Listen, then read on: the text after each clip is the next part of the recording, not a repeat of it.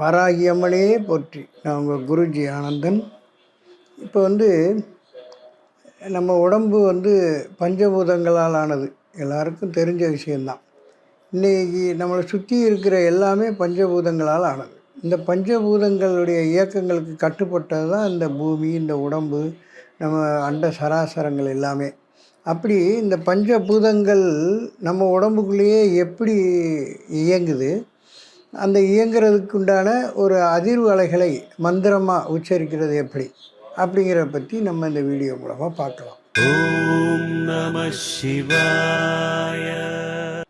இப்போ பொதுவாக நீங்கள் நிறையா வீடியோக்கள் பார்க்குறவங்க தான் இருந்தாலும், இந்த மந்திரங்கள் நம்ம கொடுத்துருக்கிற மந்திரங்கள் முறையாக சித்தர்கள் பயிற்சியில் நிறைய சீடர்களுக்கு சொல்லி கொடுத்து அனுபவப்பட்டு அதன் மூலமாக தான் இந்த மந்திரங்களை எல்லாருக்கும் அறிமுகப்படுத்தியிருக்கிறாங்க. அந்த அடிப்படையில் பார்க்கும்போது மூலாதாரம், சுவாதிஷ்டானம், மணிபூரகம், அநாகதம், விசுக்தி, இதுதான் பஞ்சபூதங்களை கண்ட்ரோல் பண்ணக்கூடிய அந்த சக்கரங்கள்.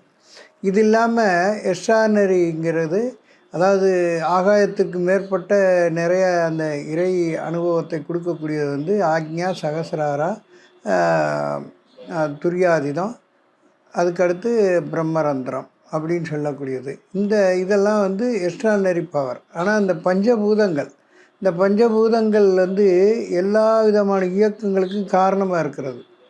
அப்போ மண் சக்தி நீர் சக்தி, அதுக்கடுத்து நெருப்பு, அதுக்கடுத்து காற்று, அதுக்கடுத்து ஆகாயம். அப்போ அந்த பால்வெளி, இந்த ஆகாய பூதத்து வரைக்கும் நம்ம உடம்புக்குள்ளே இருக்கிற கண்ட்ரோல் அப்படிங்கிறது உங்களுக்கு எல்லாருக்கும் தெரியும். இப்போ இந்த மூலாதார சக்தி அப்படிங்கிறது ஒரு முக்கோண வடிவில், அதாவது சதுரமான ஒரு வடிவில், அதில் ஒரு புள்ளியாக, ரொம்ப சின்ன புள்ளியாக இருக்கக்கூடியது இந்த மூலாதாரம். இதுதான் எல்லாத்துக்குமே ஆதாரம். இப்போ பொதுவாக ஸ்ரீசக்கரம்னு கேள்விப்பட்டிருப்பீங்க. அதில் பார்த்தீங்கன்னா அந்த மேலே ஒரு முக்கோணம் இருக்கும், அதுக்குள்ளே ஒரு புள்ளி இருக்கும். அந்த புள்ளி தான் பிந்து ஸ்தானம்னு சொல்லக்கூடியது. 9 ஆபரணங்களால் சூழப்பட்டவள் பராசக்தி, ஆதிபராசக்திங்கிறதான் ஸ்ரீசக்கரத்தினுடைய மையத்தில் இருக்கக்கூடிய பிந்து புள்ளி. அந்த 3 முக்கோணத்துக்குள்ளே தான் ருதிரன், விஷ்ணு, பிரம்மான்னு சொல்லக்கூடிய அந்த 3 சக்திகளை இணைக்கக்கூடிய இடம். இதில் வாராகி இந்த பகுதிகளை பூரா காத்து கொடுக்கக்கூடிய தளபதியாக இருக்கிறார். அப்போ இந்த மூலாதாரம் அப்படின்னு சொல்கிறது எதுக்காக மூலாதாரம்னு அந்த இடத்த சொல்கிறாங்க அப்படின்னா, உற்பத்தி ஸ்தானம்னு சொல்லக்கூடிய அந்த விந்து ஸ்ரோனிதங்களை இருந்து அந்த கருமுட்டைகளை உற்பத்தி செய்கிறது, விந்து அணுக்களை உற்பத்தி செய்து அந்த குழந்தை பாக்கியத்தை கொடுக்கக்கூடியது. இதுக்காகத்தான் அந்த மூலாதாரம் அப்படின்னு சொன்னாங்க. ஆதாரம்னா அந்த மூலம் இருந்தால் மட்டும்தான் அடுத்த ஜெனரேஷன் வரலாம், அந்த பூமியில் மாற்றங்கள் ஏற்பட்டு புதுசு புதுசாக உற்பத்தி ஆகலாம்.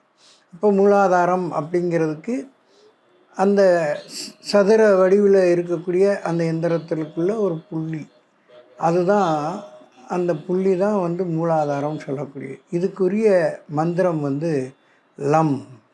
இப்போ இந்த குதவாயை இப்படி நல்லா இப்படி குவிச்சிக்கிட்டு அப்படியே லேசாக அப்படி வைப்ரேட் பண்ணிங்க அப்படின்னா அந்த இடத்துல அங்கேருந்து துவங்கி இந்த புருவ மத்தியில் ஒரு உணர்வு வரும். நீங்கள் அப்படி செய்து பாருங்கள்.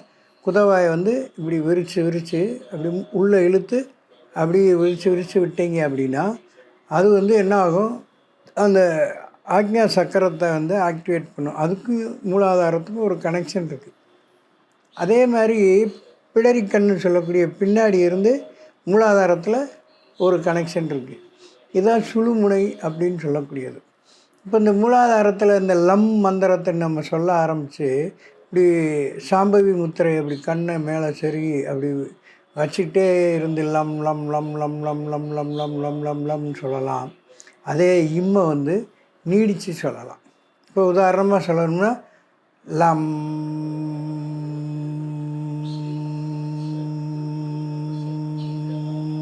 சொல்லும்போது அந்த உதட்டில் இருக்கிற அதிர்வு நம்ம தலைப்பாகம் பூரா ஒரு அதிர்வு உண்டாகும்.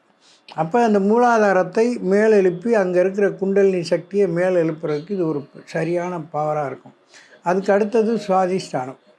சுவாதிஷ்டானம்ங்கிறது நீர் சக்தி. இப்போ இந்த நீர் வந்து எந்த அளவுக்கு அந்த நீர் சக்தி வந்து ஒரு வைப்ரேட்டு ஆகுதோ அந்தளவுக்கு வந்து அங்கே வந்து இந்த நீர் சம்மந்தப்பட்டது. நீர்னால் என்னென்னா செந்நீர், நிணநீர்.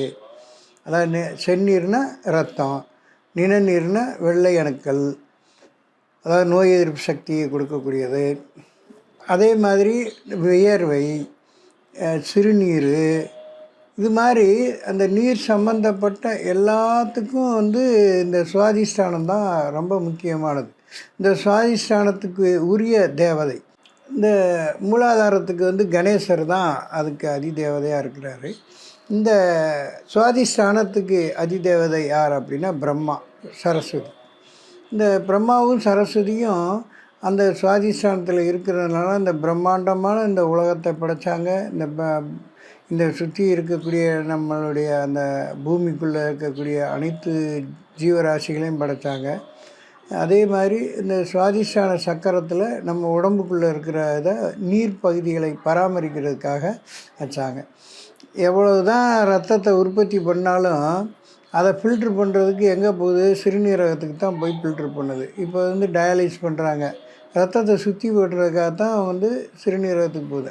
அந்த அளவுக்கு முக்கியமான இடம் அந்த சுவாதிஷ்டானம்.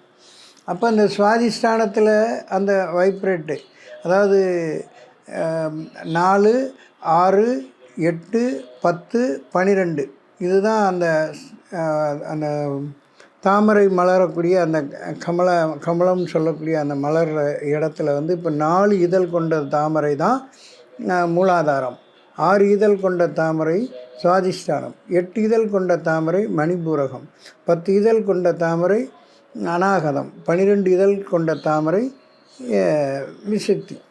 இப்போ இந்த 6 இதழ் கொண்ட அந்த சுவாதிஷ்டான சக்கரத்துக்கு நீங்கள் வந்து அந்த இதே மாதிரி தான் அந்த நீர் சக்திக்குள்ளே அருமையான அந்த மந்திரத்தை நம்ம அதிர்வு அலைகளில் சொல்லும்போது நம்ம ரத்தம், அதாவது ரத்த சோகை இருந்தாலோ அல்லது ஹைப்ரட், அதாவது அதிகமான இரத்த அழுத்தம் இருந்தாலோ அதை சமநிலைப்படுத்தும்.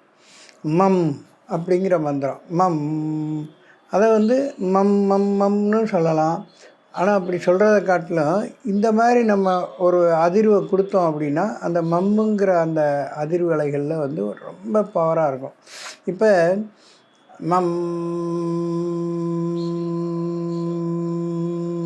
மம்னு சொல்லணும்.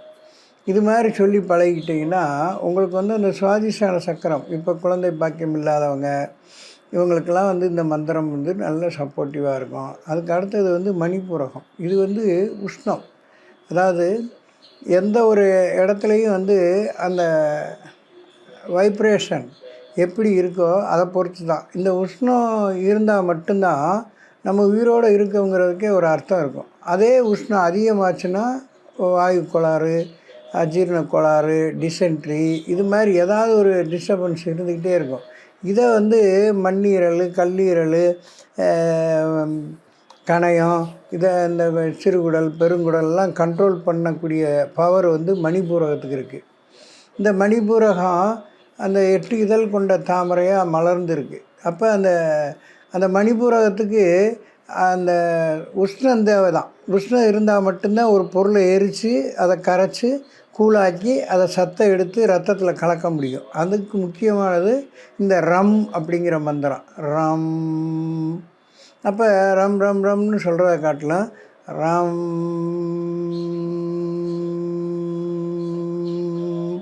அப்போ அந்த இம்மை வந்து நம்ம எவ்வளோக்கு எவ்வளோ உச்சரிக்கிறோமோ அவ்வளோக்கு நம்ம கர்மா நம்ம விட்டு வெளியே போகுது.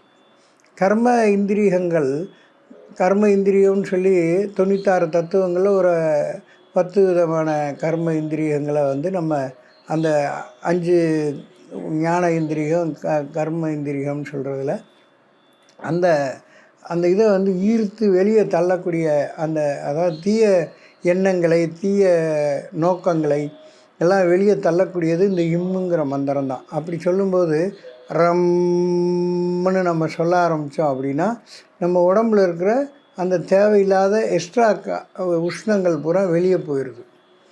அதுக்கு அடுத்தது நுரையீரலும் இதயமும் சேர்ந்தது தான் அநாகதம்னு சொல்லக்கூடியது. 10 இதழ் தாமரை. இந்த 10 இதழ் தாமரையில் மலரக்கூடிய அந்த அந்த ஜோதி ஸ்வரூபமாக இருக்கக்கூடிய அந்த மந்திரம் வந்து வம், வானா இம்மன்னான்னு சொல்லக்கூடியது. அந்த வம்னு சொல்கிறோம் பார்த்தீங்களா, அப்படி சொல்லும்போது பார்த்தீங்கன்னா நம்ம நுரையீரல் அப்படியே விரியும். அதே மாதிரி இதயம் வந்து மெதுவாக ஃபங்க்ஷன் ஆகி கொண்டுக்கிட்டே இருக்கும். அப்போ இந்த வம்முங்கிற மந்திரம் ஹார்ட் பிரச்சனை இருக்கிறவங்க, ஆஸ்மா பிரச்சனை இருக்கிறவங்களாம் இந்த வம் மந்திரத்தை சொன்னால் ரொம்ப அற்புதமான பவர் கொடுக்கும். சொல்லி பாருங்கள். வாம்னு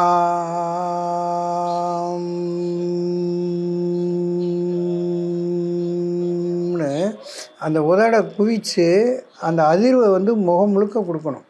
அப்படி கொடுத்து பார்த்தீங்கன்னா எப்படி நம்ம உடம்புல இருந்த மாத்திரை மருந்துகளெல்லாம் நமக்கு கொஞ்ச நாளில் தேவையில்லாமல் போயிடும். அந்தளவுக்கு இந்த வம் மந்திரம் வந்து நுரையீரல் பிரச்சனை, ஹார்ட் பிரச்சனைக்கு ரொம்ப அற்புதமான பலன் கொடுக்கும். பயிற்சி செஞ்சு பாருங்கள். அதே மாதிரி விசுக்தியில் வந்து தைராய்டு, மூச்சு குழாயில் பிரச்சனை, பேசுகிறதுல பிரச்சனை, மூச்சு விடுறதுல பிரச்சனை, இது மாதிரி கண்களில் கோளாறு, இது மாதிரி ஏதாவது ஒரு தொந்தரவுகள் இருந்துக்கிட்டே இருக்கிறப்ப இப்போ வந்து என்ன சாப்பிட்டாலும் ருசி தெரியாது, நாக்கு வந்து மரத்து போயிடும். அப்படி இருக்கிறவங்க இந்த எம்முங்கிற மந்திரத்தை சொல்லி பாருங்கள், நல்ல வைப்ரேஷன் இருக்கும். எம்னு. அப்போ லம், மம், ரம், வம், எம், இதுதான் பஞ்சபூதங்களுக்குள்ள மந்திரம். இந்த மந்திரத்தை ரெகுலராக நாம் சொல்லிட்டு வரலாம். இதே வந்து நம்ம வந்து ப்ராக்டிக்கலாக வந்து நம்ம சுகாசனம் சொல்லக்கூடிய சமணம் போட்டு உட்காந்து நம்ம கண்ணை மூடிக்கிட்டு இந்த சாம்பவி முத்திரைங்கிறது என்னென்னா நம்ம 2 கண்ணையும் புருவ மத்தியில் குவிச்சுக்கிறது. அதான் சாம்பவி முத்திரை. அந்த சாம்பவி முத்திரையை பண்ணிக்கிட்டு நம்ம இதை மனசுக்குள்ளேயே வாய் விட்டு சொல்லணுங்கிற அவசியமே இல்லை. அந்த அதிர்வு வந்து நம்ம உடம்புக்குள்ளே இருக்கணும்.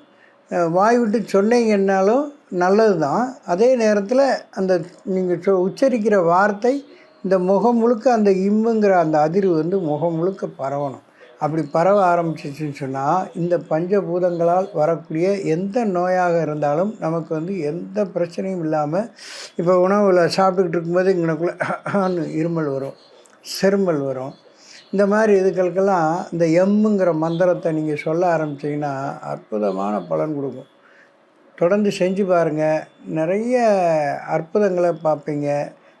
நிச்சயமாக இதன் மூலமாக ஒரு நல்ல பலன் அடைவீங்க. நம்பிக்கையோடு இந்த மந்திரத்தை சொல்லி பாருங்கள்.